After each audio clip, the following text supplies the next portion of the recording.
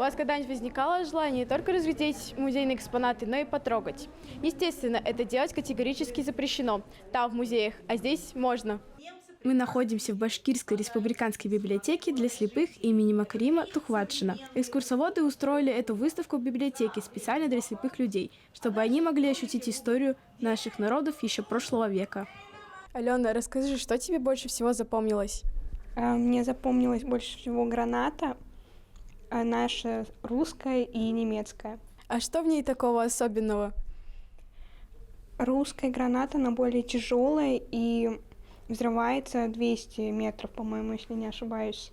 Вот, а немецкая, она такая более легкая. Как тебе идея такой выставки? Идея на самом деле очень хорошая, потому что можно все ощутить на себе, как все было. Вот мы пришли с ребятами, со всей группой, которые плохо слышат, и нам рассказали некоторые факты. На выставке присутствует кусок хлеба на весах, шлем солдата, бомбы, книги, рисунки, грамоты, плакаты.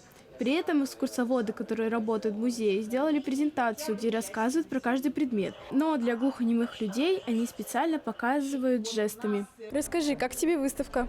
Выставка мне очень понравилась. То, что дали добро посмотреть наши советские военные, как шлемы, ложки, котелок.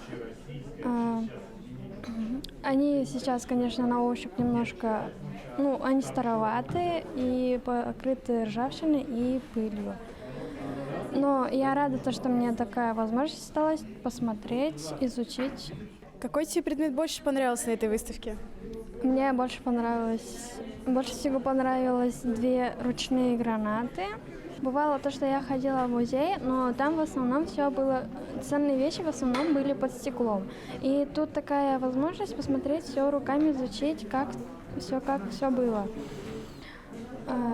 Я этому очень рада. И остальные мои друзья, знакомые и все слабовидящие будут этому очень рады. После выставки ребята выходят и делятся своим мнением, обсуждают каждый экспонат по очереди. Всех впечатлил шлем, простреленный от выстрелов пуль, и поражают рисунки детей тех лет, которым даже еще не было 16 лет. Меня очень впечатлила библиотека, ведь детям с ограниченными возможностями тактильная выставка очень помогла ощутить боль войны. Прикоснуться к истории можно теперь и вживую, тактильно ощутить тяжесть прожитых нашим народом военных лет. Женя Макарова, Эдуард Гайнанов. Специально для Горы новостей.